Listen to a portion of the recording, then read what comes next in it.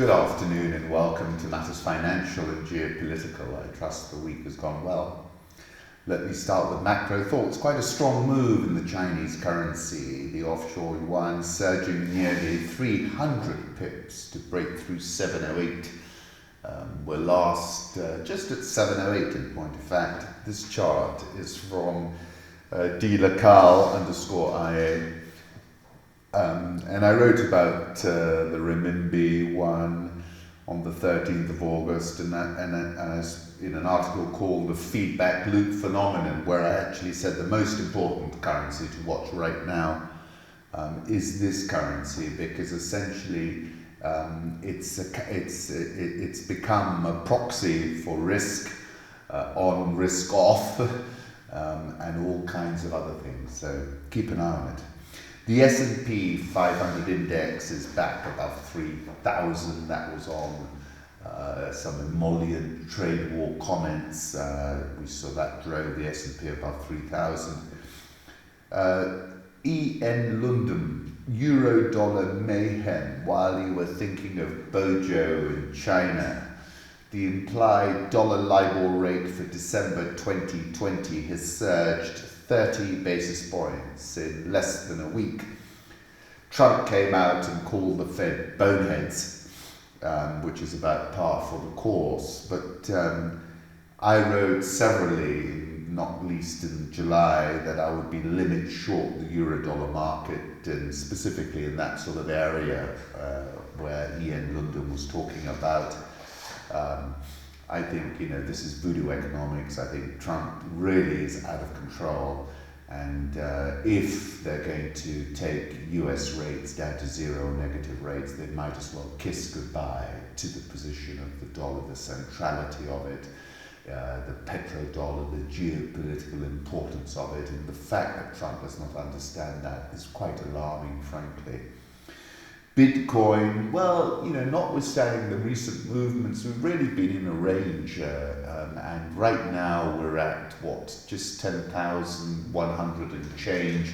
We've been in this range. 9,300 is the low, 10,850 is the high, and we've been moving in that range for quite a while, and I don't see us breaking out of that for now.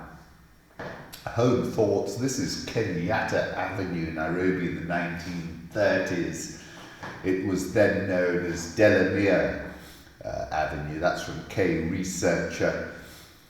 Came across this article in Tech Review. Has this scientist finally found the fountain of youth? Do you remember that book, The Portrait of Dorian Gray? Editing the epigenome, which turns our genes on and off, could be the elixir of life. What a thought. Now that I'm in my 50s, these sorts of things have taken much more importance in my mind. I wish I could rejuvenate my entire body, because I keep thinking back to the time when I was a teenager or in my 20s, and you don't realize that you might not have a real Ferrari, but your body was then a Ferrari, and you never appreciated it. And today, I feel sometimes I'm stuck in first gear. A rare moment where nature and man meet in perfect synchrony taken by James Hendry in the Masai Mara. Beautiful photograph. Political reflections, Operation Yellowhammer. The paper was released after Johnson's failure to fend off an emergency Commons motion on Monday confirms that ministers are planning for the possibility of 2.5-day delays at Channel ports, food price hikes affecting vulnerable people, public disorder, and disruption to medicine supplies. Official 5-page reasonable worst-case planning assumptions was released hours before the Wednesday evening deadline set by MPs. Little changed from the leaked version, other than its title, which previously stated that it was a base scenario. Warns that up to 85% of lorries will be unprepared for new customs checks imposed by France on day one. Queues at channel ports could reduce the flow of trucks to 40 to 60% of current levels within a day. Disruption in the ports will cause significant queues in Kent and other routes to France. There will be an overall shortage of food in the UK. Choice of products will reduce, prices increase. Shortages of chemicals could affect the supply of clean water to hundreds of thousands of people, requiring urgent action, though the risk of this is rated low. Nigel Farage, I've never seen such utter tosh in my entire life. That was his response to the release of the Yellowhammer papers in an interview with ITV's Peston. Actually, I think the net result is, I think expectations were that it would be far worse than what has come out here. So I think that's counterintuitive in a way. Prime Minister Johnson had the support of 38% of voters in the Kantar online survey conducted between September 5 and September 9. Opposition UK Labour took 24%. Look, the key question remains this: can Boris Johnson self-eject Britain? Can he be stopped? This is a political calculation. I wrote about that on the 5th of August. Those questions remain, in my view, the pertinent questions. This is a Telegraph cartoon. Boris Johnson, prorogation, Parliament versus the people. I came across this interview quite extraordinary. Angela Rayner could make two short planks look intelligent. Josh_Sohn. Tagesschau, which is the German newspaper, Demokratie Aktivist Wong, this is Joshua Wong, Hong Kong ist das neue Berlin. Ich bin ein Berliner, of course, John F. Kennedy, you will recall.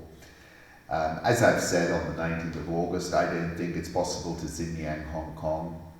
As I also said on that date, the frontier from Xinjiang to Kashmir, from Gaza to Crimea, from Hong Kong to Taiwan are 21st century flashpoints. And then going back to Tech Review, very interesting, the new battle in Hong Kong isn't on the streets, it's in the apps. Activists are using Airdrop, live streams, innovative maps to keep their protest alive, but the authorities have plenty of tech of their own. Alice had been marching for hours by the time she got home on the evening of July 21st. It was a Sunday, and the sweltering heat of a Hong Kong summer had left her exhausted and jittery. Still, she was transfixed by her phone, which had been buzzing the entire subway ride. On arriving at her apartment, she opened her laptop and fired up a website that displayed a dizzying 9 separate live shots from different news outlets. The live stream was gripping and horrifying. Alice felt as if she were in the middle of the station.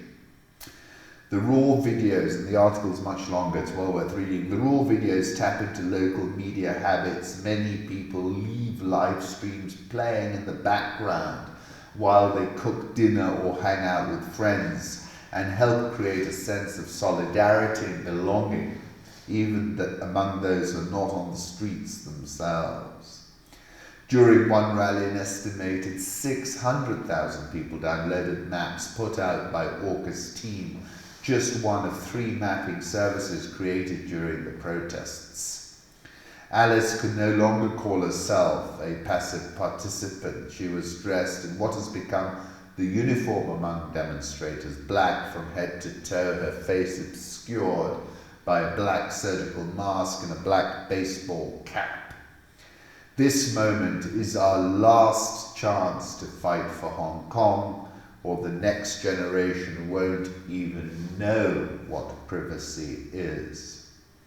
In the past few months, people have educated themselves incredibly quickly on end-to-end encryption, only buying single-use transit cards, and the dangers of widespread surveillance. Police have arrested 1,100 people in the last 3 months and have become increasingly aggressive in their tactics. When the government lies to the people every week, every day, we cannot trust their promises or that they will follow the law, she says. Alice is not her real name. This moment is our last chance to fight for Hong Kong. Government uses an old playbook, but we have created whole new ways of resisting. And if we didn't stand up and we let Hong Kong become just another Chinese city, all that creativity would be snuffed out. And I wrote that when I was writing about the periphery. I said the point is that the smartphone is ubiquitous, even in the furthest corners of the world, and we're all peering at a newsreel, or like Alice at live feeds, as she described. The millennials are looking at the world through their phone and really trying to fend off, particularly in Hong Kong, what Qiang, a professor of communications at the University of California, Berkeley, dubbed China's data-enhanced governance, a digital totalitarian state. So you've got that on one side, but Hong Kong, in my opinion, have responded the most effectively to that digital totalitarian state. Kashmir switched off. You look at other Xinjiang lockdown, Gaza lockdown, but here in Hong Kong, because of the per capita, because of the level of education, they're much more effective at their response. Then I came across an article which was looking at Kashmir, which was another of the periphery that I was talking about, and the article is called Kashmir Switched Off. It's on Rich Wrap-Ups if you're interested in reading it. And it's about these folks in the afternoon of 15th August 2019. We sit numb in our rented apartment in Delhi while mainstream Indian media busies itself digging the wounds of Kashmir. Barely any news has been allowed to escape the mountains since the 5th of August 2019. We haven't been home in a long time. What is the cost of making it home, a friend asks. Nobody really has an answer. Whatever the cost, we decide to go home to see what is really happening. The next day we take the morning flight to Srinagar. Over 6 days we travel about 280 miles across Kashmir, covering 5 districts.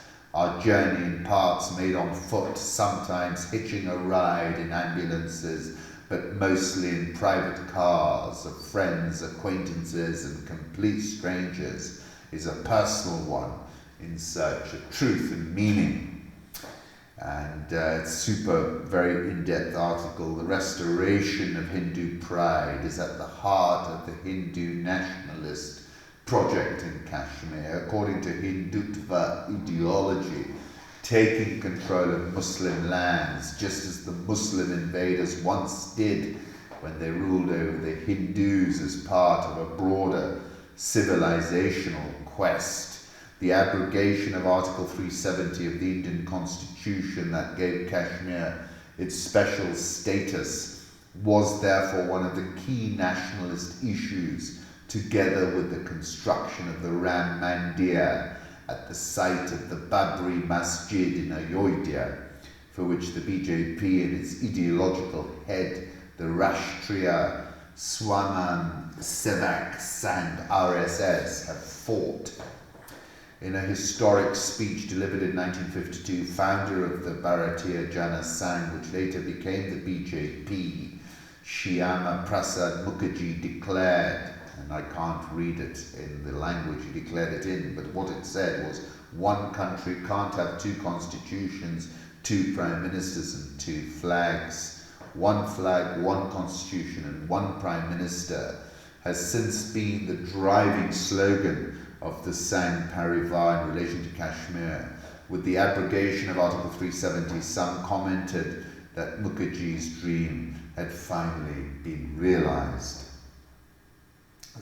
Very in-depth, interesting, fascinating article, giving you on-the-ground reaction, saying that when Amit Shah walked into Parliament on 5th August, he was spotted carrying a folder A visible sheet of paper from the folder carried some points of order. Point number 15 read, possibility of violent disobedience in sections of uniformed personnel. And then situation in Srinagar, according to reports, is worse. Regarding the extent of blockade and surveillance there, the Associated Press reported, amid the labyrinth whose entry and exit points change frequently, people find themselves disorientated in their own city and struggle to memorize its frequently changing street map. The resistance leadership and civil society activists have either been sent to jails outside Kashmir or to district jails across Kashmir. The young men who are routinely rounded up on charges of stone throwing are mostly kept in cramped rooms in local jails and sub-jails. Their numbers are not known. August, I didn't know this, to September is the wedding season in Kashmir, and hundreds of wedding ceremonies have had to be cancelled. The scrapping of Article 370 wasn't a surprise for Kashmir. It did not happen abruptly. The state administration can claim it was following orders, but that is an abasing defense even by its own mediocre standards.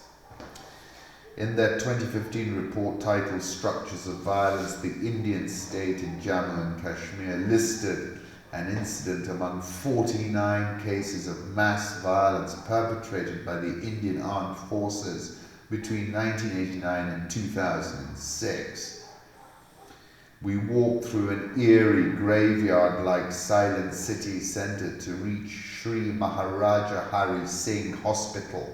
The hospital has a surprisingly low number of patients. Pediatric ward is absolutely empty. We came here only this morning. They will discharge us by evening.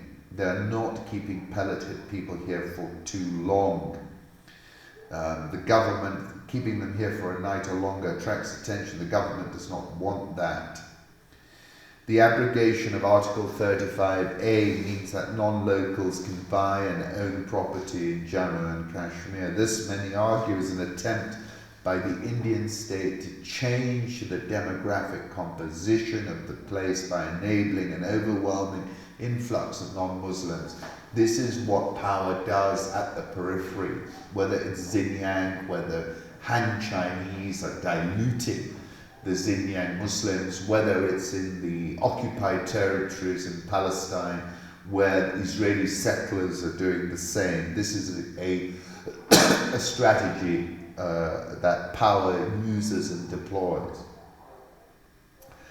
There have also been reports of Israeli army contractors possibly being involved in setting up a large surveillance network in Srinagar. Remember that article I was talking about from Mint Press News, which focused on Epstein and on Thiel and on that whole preventative, crime preventative scenario that they're all pursuing. The fight for freedom is a fight for space. In Kashmir, the control of streets is an indicator of freedom. If people control streets by way of simple movement or protests, they are free. Paul Virilio, I'll come back to that in a moment. A paramilitary trooper shouts from a distance, "Go back. We don't have the liberty to refuse his orders." Ironically, the graffiti on the brick wall behind the trooper reads, "Go India, go back." The reaction on Kashmiri streets, the professor argues, should bother India more. This is anger with grace, he says. They were prepared to kill, but Kashmir responded maturely. For now, it looks like Kashmir is waiting for a trigger, or conversely, a little space to breathe. Once the forces are withdrawn from the streets, there is every possibility of things taking a different turn. That's exactly the predicament staring the Indian state in the eye. Despite trying to find meaning in scattered anecdotes, the unease and uncertainty has not left us, but it is time to leave, so we pack our bags and walk back to the airport. An excellent article giving you real flavour from the street. Have a read. This photograph, police and the CRFP are seen patrolling MA Road in Srinagar and blocking the lane leading into Kotibak. That photograph's by Basharat Ali. In this next one, Srinagar's Lal Chowk wears a deserted look as it continues to be sealed off on all sides by the Indian security forces. I wrote that Kashmir was described by Nehru as the snowy bosom of the Himalayas, and which is currently switched off from the 21st century, unlike Hong Kong, which can't be so far.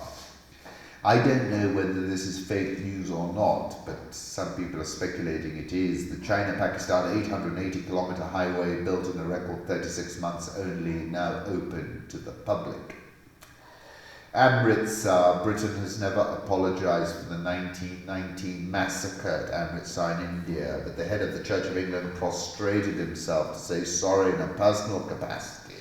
And in the name of Christ. That's from Yahoo News. I can't speak for the British government, as I'm not an official of the British government, but I can speak in the name of Christ, said the Archbishop of Canterbury, Justin Welby. Paolo Pellegrin, this is from Magnum Photos, a mass grave around the town of Xinjiang. The border of Xinjiang was liberated after 1 year of ISIS occupation in mid-November by a joint operation. Powerful photograph. Hong Kong Exchange bid $36.6 billion for the London Stock Exchange. A takeover from Hong Kong as special administrative region of China could be seen as a takeover from China. It won't be easy to clear all the regulatory hurdles. The deal is super politically sensitive. Never happen. Will not happen. And that's why you did see sterling pop, as a lot of people popped a little bit. I wish I'd sold some, but you know. It's not a company I pay close attention to, said Bernie Word. So I hadn't realised just how good an investment the London Stock Exchange had been. It's up 900% over the last 10 years. Oh boy. So that's not going to happen, no chance. ECB, this is the big deal today, is about to unleash another bout of rate cuts. QE, Operation Whatever It Takes to Cure the Mess that rate cuts. QE, Operation Whatever It Takes created. We live in glorious times. Wonderfully pithy, she girl. Euro dollar, this chart's from T Commodity. He's saying it's targeting 108, but it's getting a little bit of a pop right now, 110.27. Let's see what Draghi comes out with. Let's go to currency markets. Euro dollar, as I said, 110.27. Dollar index 98.599. Japanese yen, which has been been very soft in the last few sessions. What's been interesting is that the yen has been a lot softer than gold. That's giving me a bit of a worry about gold, about which I'm thinking it's very toppy, but it trades with a lot of resilience. The yen, 107.85. Swiss franc 0.9922. The pound, well, 123.23. I think we're coming off. I would be a big seller at 123.80 for a breakdown back below 120. The Australian dollar, bit of a bounce going on there, 6.6880.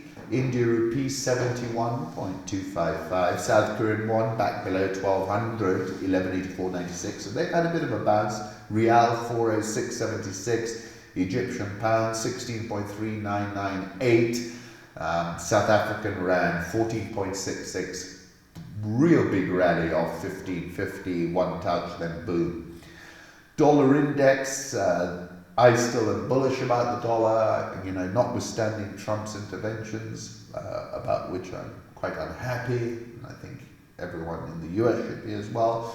Is a total failure to understand that actually more than spending $1 trillion on his military, this is his real military. And if he's going to dump it with negative interest rates, it would be the biggest singular dereliction of duty of any US president ever.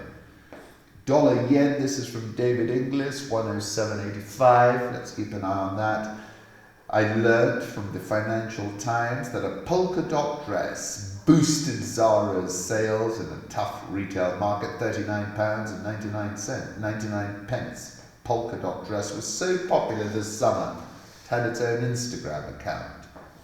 Whereas, say, it could be worn on the beach, weddings, or work, seen as a must-have, almost received cult status, often sold out, and many wearers stopped minding being seen in the same dress, considering instead that they were part of a club. Let's move on to the commodity markets. As I said, gold is creeping back. We're last at 1504.50. Obviously, the sell place is 1540 to 1550, but let's see where we move from here. Crude oil, well, $55.56. Again, I give credit to Qiang. When the market was near the low, she was the one who called it high and said don't get too bearish, so credit there. Credit where credit's due. It's quite funny reading Twitter and following people. They all get into these sort of wormholes of arguments with people about what they've called and what they haven't. And my view is, look, I appreciate everybody I'm following. If you're right, I'm going to call you out for being right, and I'm certainly not going to come after you when you're wrong, because I know how difficult it is to be right all the time. It's not possible. So as long as you're sharing your opinion, I appreciate it, and I will share mine too. Rate of change of the Jamaica's main stock index denominated in Turkish lira. Guess the chart, was what David Inglis asked, and I would never have guessed that. Sub-Saharan Africa, South Sudan leaders agreed to form a unity government by November the 12th. This is South Sudan President Salva Kiir and rebel leader Riek Machar. And interestingly, Riek Machar was accompanied by another warlord from Sudan. That's, the chap who runs the RSF over there. Rest assured that things are going on well, Kiir told reporters in the capital Juba on Wednesday. After meeting Machar, we're coming to a solution very soon, he said. Moving on to Mugabe, whose body has now been returned to Harare. I wrote that article over the weekend where I went to Mario Vargas Llosa's book about Fujimori and the good doctor. And in that, the doctor says something bigger than you and me, power. You don't fool around with power, my friend, which I would argue was a common and overarching thread of Mugabe's 37 years of leadership. Jonathan Moyer, meanwhile, the people forgot the vision of the liberation struggle. Bad people, come on. What good is liberation without food? That's the point, right? I mean, you can liberate your country, but if you can't provide the food, what's the point? And I think that is something that we're increasingly seeing the born-free generation understand and demand of their leadership. This is a photograph of part of the people waiting for the body of Robert Mugabe at the Robert Mugabe Airport yesterday. That's from ZBC Online via Zenzele.